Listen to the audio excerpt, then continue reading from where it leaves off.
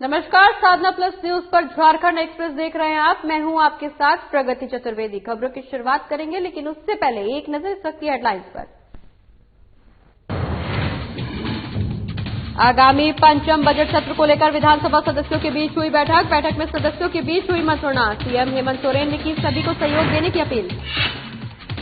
पूर्व मुख्यमंत्री बाबूलाल मरांडी ने की प्रेस कॉन्फ्रेंस में केरोसिन ब्लास्ट को लेकर की गई चर्चा। परिजनों को मुआवजा दिलाने पर भी हुई चर्चा। सुरक्षा कर्मियों ने किया बन्ना गुप्ता के आवास का घेराव। सुरक्षा कर्मियों ने फिर से बहाल करने की उठाई मांग। स्वास्थ्य मंत्री ने सभी को दिया आश्वासन।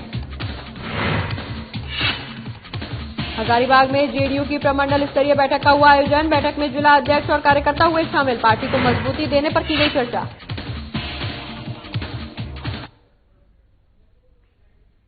चलिए खबरों की शुरुआत करेंगे, जहां झारखंड विधानसभा में आगामी पंचम बजट सत्र को लेकर आज सत्ता पक्ष और विपक्ष के बीच विधानसभा सदस्यों के बीच बैठक आयोजित की गई।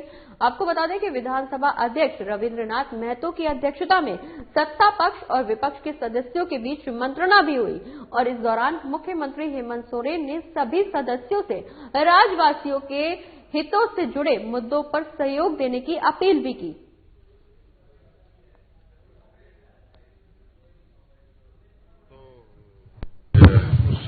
विधानसभा में पक्ष विपक्ष के सभी सदस्यगण उपस्थित थे, आमंत्रित सदस्य लोग थे और सत्र कैसे आहूत हो इस पर चर्चा हुई और सबकी सहमति है। सरकार का भी पूरा प्रयास है कि सदन बेहतर ढंग से चले और विपक्ष का भी यही मंशा है, पूरा सदन का ये मंशा है और कई सुझावों के साथ अध्यक्ष जी के समक्ष बातों को रखा गया है और मुझे लगता है कि सभी मान्यों का सम्मान रखते हुए चीजें माननीय अध्यक्ष जी निर्णय लेंगे और सदन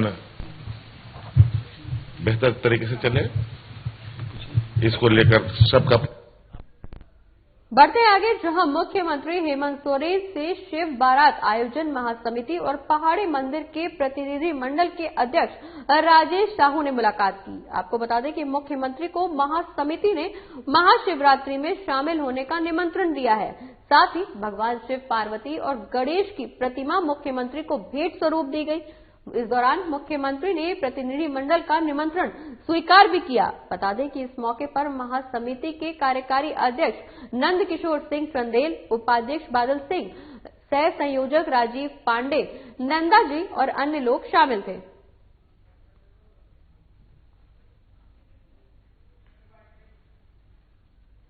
वहीं झारखंड विधानसभा का बजट सत्र 26 फरवरी से शुरू हो रहा है। इसकी तैयारियों को लेकर विधानसभा अध्यक्ष रविंद्रनाथ महतो ने बुधवार को राज्य के डीजीपी और कई विभाग के सेक्रेटरी के साथ साथ बैठक की, उनसे तैयारी की समीक्षा भी की। सत्र को सुचारू रूप से चलाने के लिए स्पीकर विधायक दल के नेताओं के साथ भी बैठक करेंगे। वहीं अधिकारियों से बैठक के बाद विधानसभा अध्यक्ष ने कहा कि सभी अधिकारियों को परफॉर्मेंस तैयार रखने के लिए कहा गया है, जिससे सदस्यों की तरफ से पूछे जाने वाले सवाल का जवाब देने में कोई देरी न हो। उन्होंने ये भी कहा कि कोरोना को ध्यान में रखते हुए कोविड के दिशा निर्देशों का पूरी तरह से पालन किया जाएगा। वहीं संसदीय कार्य मंत्री आलमगीर आलम ने बताया कि सभी अधिकारियों को बजट सत्र के दौरान मौजूद रहने के निर्देश दिए गए हैं। वहीं विधानसभा अध्यक्ष के नेता प्रतिपक्ष के मामले पर फिर से चुप्पी साध ली गई और सदन को नेता प्रतिपक्ष मिलेगा या नहीं, इस पर अभी भी संशय बरकरार है। बता दें कि विपक्ष की बात करें तो नेता प्रतिपक्ष का दर्जा बाबूलाल मरांडी को नहीं दिए जाने से विपक्ष नाराज है। वहीं इस मौके पर विपक्ष ने सरकार को हर मोर्चे पर घेरने की पुरजोर तैयारी कर रखी है। विपक्ष ने मौजूदा हेमंत सरकार को हर मोर्चे पर फेल भी बताया है।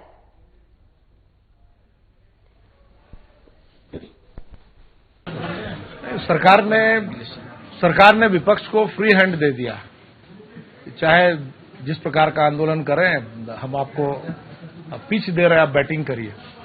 मैं आपको विश्वास दिलाता हूं कि भारतीय जनता पार्टी एनडीए पूरी तरह से एकजुट होकर सदन में सरकार को औकात बताने का काम करेगी। हर मोर्चे पर यह सरकार फेल है। आप नियोजन नीति देखिए, आपने बड़ी संख्या में नौजवानों के रोजगार छीन लिए, आपने कोई नीति बनाई नहीं, कोई नियोजन नीति आपकी है नहीं, और आपने रोजगार छीन लिया। अच्छा होता कि कोई नीति बनाती सरकार पहले, उसके बाद अगर नौजवानों के रोजगार छीने जाते तो कोई बात थी। हर मुद्दे पर पारा शिक्षकों की वही स्थिति है, ठगते रहे 1.25 साल हो गए। संविदा कर्मियों की वही स्थिति है, सेविका सहायिका की वही स्थिति है, विधि व्यवस्था की वही स्थिति है। तो हर मोर्चे पर आपने कहा था कि घोषणा किया था कि 2 लाख रुपया किसानों का कर्ज माफ करूंगा, आपने फिर घोषणा किया साल भर पूरा होने पर कि 50,000 करूंगा, 54 नहीं किया। अगर किसी का 50 पैसा किया तो बताइए, आपके पास आपके राशि सरेंडर हो रहा है, आपका जो वित्तीय कुप्रबंधन है वो जग जाहिर है। इसलिए सरकार ने पूरी तरह से एकदम ओपन मैदान दिया है हम लोगों को बैटिंग करने के लिए। जोरदार बैटिंग होगी विपक्ष के द्वारा। सुचारू रूप से चलेगा सदन? यह सरकार के ऊपर डिपेंड करता है। सरकार अगर इन मुद्दों को लेकर, जिन मुद्दों को लेकर उन्होंने सरकार बनाई थी, काश वो पूरी हुई रहती तो जनता के सवाल सदन पर आते। और मुझे ऐसा लगता है कि सरकार खुद ही नहीं चाहती कि हाउस चले, क्योंकि वो उसको हाउस का सामना करने की ताकत नहीं है सरकार में। इसलिए मुझे नहीं लगता है कि सरकार भी चाहती है कि हाउस चले। मैंने तो पहले ही कहा कि सरकार की योजना पूरी तरह से फेल है। कोई नीति नहीं है, कोई कार्यक्रम नहीं है, ये घोषणा वाली सरकार है, ये बैकडोर से आने वाली सरकार है। इन्होंने जनता को ठग कर और शासन की बागडोर संभाली है। जनता सारी चीजों को देख रही है। हर मुद्दे पर निकम्मी सरकार, फेल सरकार। ये सरकार जितनी जल्दी अपने कुकर्मों से जाए, झारखंड की जनता के हित में हो। देखिए मैं अभी जो माननीय विधानसभा अध्यक्ष जी ने मुझे बुलाया है बैठक में, मैं बैठक में जाने वाला हूं और अपना पक्ष रखूंगा। वो बात मैं उसके बाद करूंगा। नहीं, ये सलाह है आपको? नहीं, माननीय संसदीय कार्य मंत्री जी ने एक बहुत बढ़िया प्रेम पत्र लिखा था माननीय विधानसभा अध्यक्ष जी को कि माननीय विधानसभा अध्यक्ष जी श्रीमान प्रदीप यादव जी और श्रीमान बंधु तिर्की जी को कांग्रेस का सदस्य के रूप में मान्यता दी जाए। और वो जो प्रेम पत्र है मैं आज माननीय विधानसभा अध्यक्ष जी के समक्ष रखने वाला हूं बैठक में, आपको भी वितरित करूंगा। माननीय आलमगीर आलम साहब ने खुद ही वो चिट्ठी लिखी कि अध्यक्ष जी इसको कांग्रेस के विधायक के रूप में मान्यता दें। और फिर माननीय प्रदीप यादव जी ने कांग्रेस के प्रदेश अध्यक्ष को लिखा कि हमारी मान्यता आप स्वीकार करिए, हम कांग्रेस के सदस्य हैं। हम लोग उन लोगों को समय पूर्व ही आग्रह किया कि भाई आप समय अपना जो भी उत्तर है लोगों का, इन तमाम चीजों को आप बता दीजिए।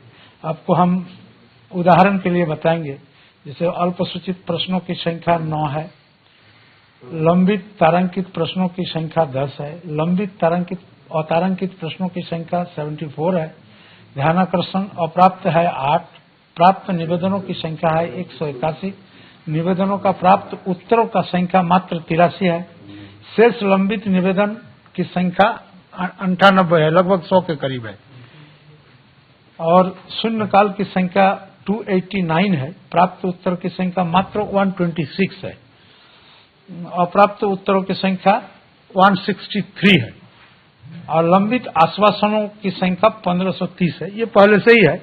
तो ये एक अच्छा परिपाटी नहीं है।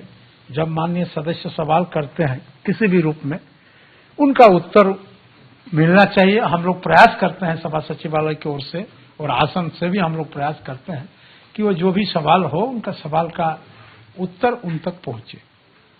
इसी पर हम लोगों ने चर्चा किया लोगों से।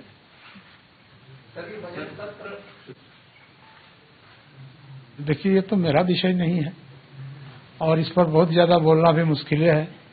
अभी मान लीजिए माननीय उच्च न्यायालय में विधानसभा के न्यायाधिकरण में मामला चल ही रहा है।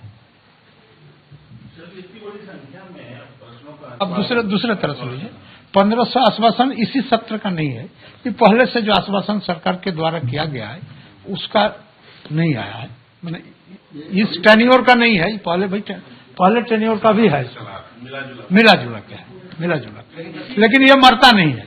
इसका उत्तर हर हाल में देना ही पड़ता है डिपार्टमेंट को। प्रश्न का उत्तर तो विभाग हम लोगों को भेजती है और विभाग के लोगों को ही इसके लिए हम लोग बताए कि भाई आप का जो परफॉर्मेंस है ये साफ है, आप देख लीजिए। इसलिए ऐसा न हो कि आप उत्तर देने में क्यों पीछे रहते हैं। आप तो सवाल का जवाब तो आपको देना ही होगा, जो उसका अप्रोप्रिएट जवाब है उसको तो देना ही होगा। ये तो सार्वजनिक चीज है। इसीलिए उन लोगों को बोले कि आप लोग ज्यादा ध्यान रखिए, तो आने वाले आहूत होने वाले सत्र में जो भी सवाल आएगा माननीय सदस्यों की तरफ से, उसका जवाब ससमय हो।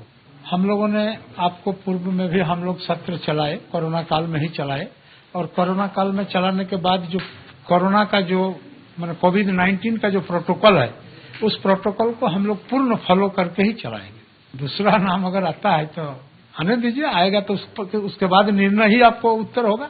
नहीं, बात तो संविधान के अनुसार स्पीकर ही इसका फैसला करते हैं, और इसको त्वरित फैसला करने का निर्णय भी मैंने के बाद संबंधित विभागों को, संबंधित प्रतिवादियों को मैंने नोटिस भी किया।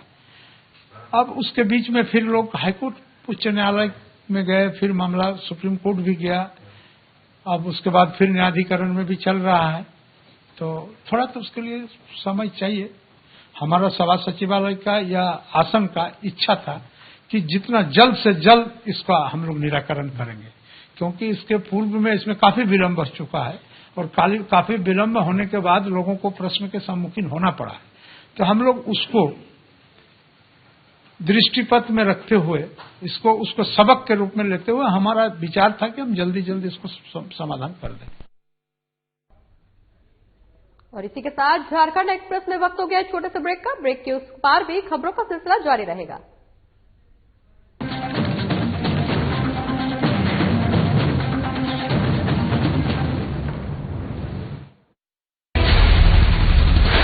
बिहार झारखंड के साथ देश दुनिया की हर बड़ी खबर देखिए फटाफट अंदाज में शाम 7:30 बजे।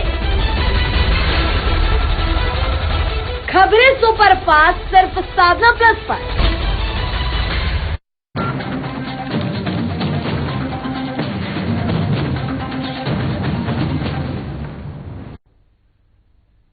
और ब्रेक के बाद झारखंड एक्सप्रेस में एक बार फिर से स्वागत है आपका। खबरों में आगे बढ़ेंगे, जहां रांची के सदर अस्पताल में काम कर रहे सुरक्षा कर्मियों को हटाए जाने के विरोध को लेकर 155 सुरक्षा कर्मी आज स्वास्थ्य मंत्री बन्ना गुप्ता के आवास का घेराव करने पहुंचे हैं।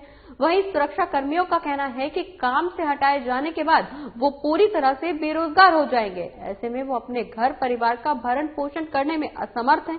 ऊपर से लॉकडाउन की मार ने सभी को हताश कर दिया है। साथ ही सुरक्षा कर्मियों ने ये भी मांग की कि उन्हें फिर से बहाल किया जाए, और इस मांग को लेकर सुरक्षा कर्मियों ने स्वास्थ्य मंत्री के आवास पर बहाली की मांग को लेकर गुहार लगाने के लिए पहुंचे थे, जहां मंत्री ने सुरक्षा कर्मियों को आश्वासन देते हुए कहा कि वो विभाग से इस पूरे मामले में बात करेंगे। 7 सालों तक सदर हॉस्पिटल और जिले के सभी सामुदायिक स्वास्थ्य केंद्र में मामूली मानदेय 5 से 6 हजार में हम लोग काम किए हैं, और अभी हम लोगों को हटा दिया गया है। ऐसे में हम लोग बेरोजगार हो गए हैं। सारे लोग जो है काफी परेशान हैं। कई बार हम लोगों ने स्वास्थ्य मंत्री बन्ना गुप्ता जी से गुहार भी लगा चुके हैं। उन्होंने हमेशा हम लोगों को आश्वासन दिए कि आप लोगों की मांगे को पूरी कर दी जाएगी, आप लोगों का काम किया जाएगा। मांग तो हम लोग का यही है कि हम लोग को नौकरी दिया जाए, क्योंकि हम लोग 7 साल से काम कर चुके हैं और अभी हम लोग भूखमरी की स्थिति में बैठे हैं। मरने के सिवा कुछ नहीं। हम लोग माँ बाप समझ करके यहाँ पर आए हैं और इनको करना ही होगा। बात हुई है कभी? बात हुई है, 7-8 बार बात हो चुकी है। सिर्फ आश्वासन मिला है, आश्वासन के सिवा और कुछ नहीं मिला है। हर बार बोलते हैं अब हो जाएगा, 1.5 दिन के अंदर हो जाएगा, 15 दिन के अंदर हो जाएगा, 24 घंटा के अंदर हो जाएगा, और होता नहीं है। तो मैं समझ रहा हूँ विभाग के सचिव से, अभियान निर्देशक से सबसे बात करूंगा। बात करने के उपरांत फिर आपको मैं इस विषय में आगे की अग्रिम बात को बताऊंगा। अभी फिलहाल तो इन्होंने जो बात कही है, इनके बात को समझ रहा हूँ। अब विभाग के द्वारा क्या निर्णय किया, किस प्रसंग में किया, वो समझूंगा। बढ़ते आगे, जहां झारखंड के पूर्व मुख्यमंत्री सह बीजेपी विधायक दल के नेता बाबूलाल मरांडी ने प्रेस कॉन्फ्रेंस की। ये प्रेस कॉन्फ्रेंस हजारीबाग के अमनारी में हुए केरोसिन ब्लास्ट को लेकर की गई, जिसमें बाबूलाल मरांडी ने यह कहा कि उन्होंने घटना स्थल पहुंचकर पीड़ित परिवार से मुलाकात की और उनका हालचाल जाना। इसी के साथ उन्होंने ये भी कहा कि मामले की जांच को जल्द पूरा करना चाहिए और घायलों का इलाज अच्छी तरह से होना चाहिए। साथ ही मृतक व्यक्तियों के परिजनों को मुआवजा मिलना चाहिए। इसी के साथ सदर विधायक मनीष जायसवाल ने इस दौरान कहा कि सत्र में हम इस मामले को रखेंगे। विदित है, देखिए गलती सरकार की तंत्र की है। ये जो केरोसिन सप्लाई किया गया है सरकारी मैकेनिज्म से किया गया है और कहीं ना कहीं गलती इस मैकेनिज्म की हुई है। तो पहले तो मैंने डिमांड किया है कि भाई जो केवल आपने एक तरफा कार्रवाई किया है कि जो डीलर है उसका लाइसेंस आपने कैंसिल किया, उस पर एफआईआर किया, लेकिन जो प्रशासनिक पदाधिकारी इसमें इन्वॉल्व थे उनको भी इस एफआईआर में नामित करना चाहिए था। बाद में अगर उनका दोष नहीं निकले तो वो अपने आप मुक्त हो जाते हैं वो। और दूसरा जो है कि अविलंब मुआवजा जो है इनको देना चाहिए। ये दोनों हम लोगों ने मांग किया, लेकिन जिस तरीके से चीजें चल रही हैं हमको लगता नहीं है कि ये गवर्नमेंट और ये जो हजारीबाग जिला प्रशासन बहुत गंभीर है। इसलिए हमने डिसाइड किया है कि 1 तारीख को जो विधानसभा का टेक्निकली देखिएगा तो पहला वर्किंग डे होगा, क्योंकि 26 तारीख से शुरू है, लेकिन उस दिन बहुत ज्यादा कामकाजी दिन नहीं होता है। तो 1 तारीख को हम लोग जो है विधानसभा में कार्य स्थगन का प्रस्ताव भी इस मामले में लेकर के आएंगे और हम लोग इंश्योर करेंगे कि ये जितने भी पीड़ित हैं इनको न केवल मुआवजा मिले बल्कि इनको न्याय भी मिले। नहीं, आज उन लोगों से हम मिले हैं जिनके परिवार में लोग पिछले दिन, जैसे पहली घटना तो 9 फरवरी को हुआ, दूसरी घटना ये 15 तारीख को हुआ है और तीसरी ये घटना संभवतः ये 20 तारीख को। उसमें से आमनौर गए थे, एक परिवार से मिले, एक परिवार की मां और बेटे की मृत्यु हो गई और एक बेटा बिल्कुल सीरियस है, मतलब उनका पैर पूरी तरह से जला हुआ, लेकिन घर पर ही इलाज चल रहा है। तो वास्तव में ये काफी, फिर हॉस्पिटल आए चुटियारों के एक ही परिवार के 3 सदस्य, मां, बेटी और बेटा, दोनों ही पड़े हुए, तीनों हॉस्पिटल। तो देख करके और वहां के लोगों से जो मिले तो एक तो लगा कि प्रॉपर जो इलाज है ठीक से वो नहीं हो रहा है। तो इस लोगों के होना चाहिए था, सरकार को उसमें तत्परता दिखानी चाहिए था, किसी न किसी आदमी को लगाकर। तो बीजेपी के वरिष्ठ नेता बाबूलाल मरांडी बुधवार को हजारीबाग पहुंचे, जहां उन्होंने सदर प्रखंड के अमनारी गांव पहुंचकर बीते दिनों केरोसिन तेल से विस्फोट में घायल हुए लोगों से मुलाकात की और गांव का मुआयना भी किया। आपको बता दें कि इस मौके पर बाबूलाल मरांडी ने कहा कि अभी तक मृतकों और घायलों के परिवारों को सरकारी मदद नहीं मिलने से जिला प्रशासन और सरकार की नाकामी दिख रही है।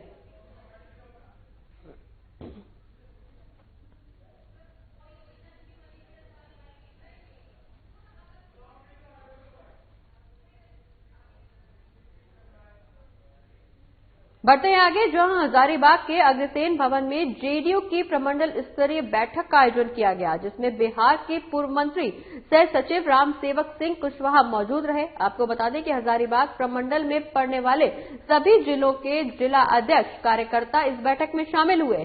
वहीं बैठक में पार्टी को मजबूती देने पर चर्चा की गई। साथ ही पूर्व मंत्री राम सेवक सिंह कुशवाहा ने कहा कि सभी जिला अध्यक्ष को निर्देशित किया गया है कि वो अपने अपने जिलों में आने वाले चुनाव को देखते हुए पार्टी को मजबूत बनाएं, साथ ही ज्यादा से ज्यादा लोगों को पार्टी में जोड़ा जाए और प्रखंड स्तर में भी काम किया जाए। जनता दल यू परिवार की तरफ से उत्तरी छत्तीसगढ़ के 4 जिला का बैठक यहाँ प्रमुख साथियों के साथ कर रहे हैं और आने वाले समय के लिए पार्टी को के संगठन को मजबूती बनाने के मकसद से आज हम लोग बैठक कर रहे हैं, मंथन कर रहे हैं और चिंतन कर रहे हैं कि आगे हमें क्या करना है, कैसे हम मजबूत करें। जो 2000 चुनाव तो अभी नहीं है, 2024 में है, लेकिन 2024 के चुनाव के तैयारी के मद्देनजर हम अपने संगठन को भाप रहे हैं, देख रहे हैं।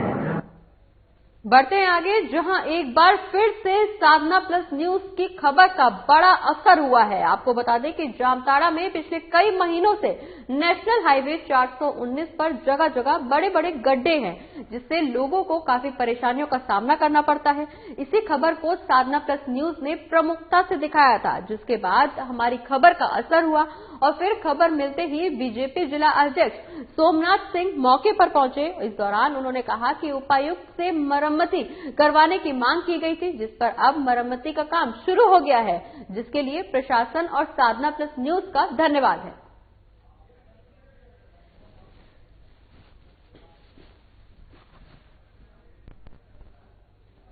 देखिए, ये जो NH 419 का जो काम हो रहा है, इसको हम लोगों ने भी जिले के उपायुक्त और भारतीय जनता पार्टी की पूरे टीम के साथ हम लोगों ने मांग किया था और इस खबर को साधना प्लस ने प्रमुखता से उठाया था, जिसके कारण ये सड़क मरम्मती का काम हो रहा है। आज जो सड़क मरम्मती का काम हो रहा है, इसके लिए मैं जिले के उपायुक्त और साधना प्लस को धन्यवाद देना चाहता हूं कि आपने इस खबर को प्रमुखता से उठाया, जिसका नतीजा है कि आज यह सड़क बन रही है। रांची नगर निगम कार्यालय में सभी नगर निगम के पार्षदों के साथ बैठक की गई। जानकारी के मुताबिक राज्य सरकार द्वारा नगर निगम के एक पार्षद रोशनी खलको पर कार्रवाई की गई है, जिसे लेकर पार्षदों में आक्रोश देखने को मिला। मौके पर पार्षदों ने नगर निगम के संचालक से तमाम सवाल भी किए, साथ ही राज्य सरकार को बहिष्कार करने के विषय पर चर्चा भी की गई। इस दौरान बैठक में नगर निगम के मेयर, उप महापौर, विधायक, मुख्य अभियंता, सहायक नगर आयुक्त और नगर निगम के अन्य सदस्य भी मौजूद रहे।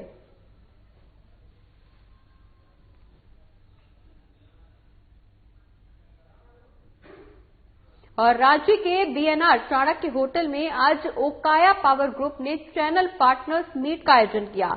इस मीटिंग में कंपनी के झारखंड, बिहार समेत पूर्वी रीजन के प्रतिनिधियों ने हिस्सा लिया। वहीं बैठक की शुरुआत दीप जलाकर की गई। इस बैठक के दौरान भारत में रिन्यूएबल एनर्जी के इस्तेमाल को ज्यादा से ज्यादा बढ़ाने पर जोर दिया गया। आपको बता दें कि ओकाया आज भारत की तीसरी सबसे बड़ी बैटरी कंपनी बन चुकी है। आज इस ग्रुप का मार्केट शेयर 50% से भी ज्यादा है। वहीं मौके पर ग्रुप के चेयरमैन आरुष गुप्ता ने कहा कि आत्मनिर्भर भारत का सपना तभी साकार हो पाएगा जब भारत में तेल का आयात कम होगा। साथ ही उन्होंने ये भी कहा कि ओकाया देश में रिन्यूएबल एनर्जी के क्षेत्र में बेहतर काम कर रही है। वहीं कंपनी के सेल्स और marketing vice president Manjeet Yadav ने इस दौरान कहा कि कंपनी का उद्देश्य आफ्टर सेल्स सर्विसेज को और मजबूत करना है, जिससे हमारे ग्राहकों को किसी तरह की समस्या का सामना नहीं करना पड़े। बैठक में कन्हैया तनेजा, अनुराग पुष्पम, पीयूष, गुंजन गौरव समेत कई प्रतिनिधि मौजूद रहे।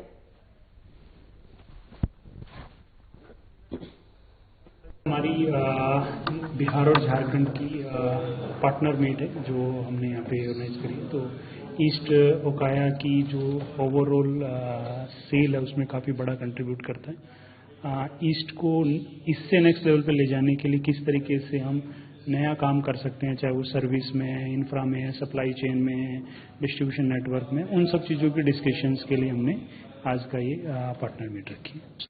तो ओकाया पावर ग्रुप एक बिग ग्रुप है जो रिन्यूएबल एनर्जी स्टोरेज सॉल्यूशंस के ऊपर काम करता है। We are into lead acid batteries, lithium ion batteries and all sorts of renewable storage solution devices. तो हमारा जो उद्देश्य है, जो मोदी जी ने कहा है कि पूरी इंडिया को आत्मनिर्भर बनाना है, और ये किस तरीके से पॉसिबल होगा, ये सिर्फ और सिर्फ जब हमारा तेल का इंपोर्ट कम हो सकता है तभी पॉसिबल हो सकता है। और ये पॉसिबिलिटी सिर्फ रिन्यूएबल एनर्जी के जो डिवाइसेस है उससे हम कोशिश कर रहे हैं ओकाया पावर ग्रुप। और अगली खबर जमशेदपुर से है, जहां नुवोको सीमेंट प्लांट गेट को मजदूरों ने पूरी तरह से जाम कर दिया। इस जाम को कंपनी के लगभग 4000 कामगारों ने समर्थन दिया है। आपको बता दें कि पिछले 1 साल से कंपनी प्रबंधन विस्तारीकरण के नाम पर यहां काम कर रहे मजदूरों और कारीगरों को ना तो नियमित वेतन दे रही है, ना ही पीएफ, ESIC और अन्य सुविधाएं दी जा रही हैं, जिससे मजदूरों का सब्र अब टूट गया है और सभी मजदूरों ने कंपनी गेट को पूरी तरह से जाम कर दिया। साथ ही इस दौरान मजदूरों ने साफ तौर पर कहा कि अब आश्वासन और समर्थन नहीं, समाधान चाहिए। मजदूरों ने पदाधिकारी से बात करने का फरमान भी जारी किया है, जिससे बातचीत के बाद उनकी समस्याओं का समाधान हो सके। बता दें कि इस दौरान कंपनी प्रबंधन की ओर से कोई बड़े अधिकारी सामने नहीं आए हैं। वहीं ये भी बताया जा रहा है कि पिछले 3 महीने से ठेका मजदूरों का वेतन भी नहीं दिया गया है, जिससे ये स्थिति पैदा हुई है। वहीं अब तक सभी कारीगर अपनी कंपनी गेट पर जमे हुए हैं।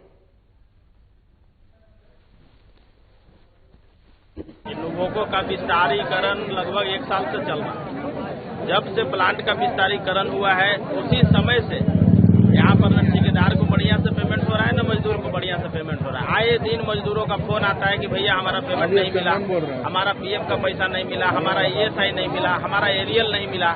हम लोग को ये लगता है कि प्लांट कहाँ से कहाँ बढ़ रहा है, मजदूरों को जो स्थिति है उस पर गंभीरतापूर्वक विचार करें। लोग बाहर से आकर के यहाँ भाड़ा में रह रहे हैं, राशन खाना उधारी ले रहे हैं, घर में 2 पैसा भेजने की आशा लगा करके आए हैं, लेकिन यहाँ पर कुछ भी उस तरह से नहीं हो रहा है। मजदूर फ्रस्ट्रेट हो रहा है।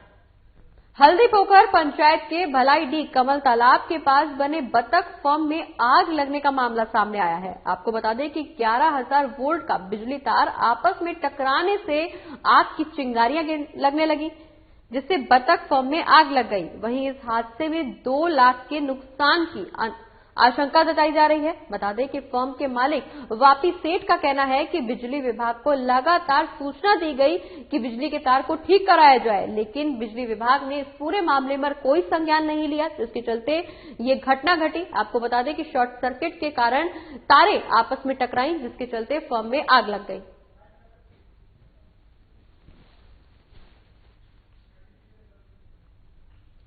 तो जमशेदपुर का ये पूरा मामला, जहां बतख फार्म में आग लग गई। आपको बता दें कि इस दौरान आग लगने की वजह से लाखों रुपए का नुकसान हुआ। वहीं लोगों का कहना है कि कई बार इस पूरे मामले को लेकर बिजली विभाग से शिकायत की गई है, लेकिन बिजली विभाग ने इस पूरे मामले पर कोई कदम नहीं उठाया, जिसके चलते तारें आपस में टकराई। वहीं तार टकराने से शॉर्ट सर्किट हुआ, जिसकी वजह से आग लगी। ये शॉर्ट सर्किट का चलते मेरा फार्म जला है अभी। और इलेक्ट्रिक डिपार्टमेंट को हम बार बार बोलते हैं, यहाँ ट्रांसफार्मर लगा हुआ सामने, वो लोग आता है बनाने के लिए। हम बोलते हैं जो ये वाला तार कम से कम तुम लोग सेफ्टी करो। हम बार बार बोलते हैं, जब भी आता है तब भी बोलते हैं, बहुत बार बोले हैं, लेकिन मेरा बात का कोई ध्यान नहीं दिया। इसी का कारण इलेक्ट्रिक डिपार्टमेंट का लापरवाही का चलते मेरा फार्म जला है। 2.5 से 3 लाख रुपया मेरा अभी तक खत्म हो गया जल। और इसी के साथ इस बुलेटिन में फिलहाल इतना ही। आप देखते रहिए झारखंड एक्सप्रेस। नमस्कार।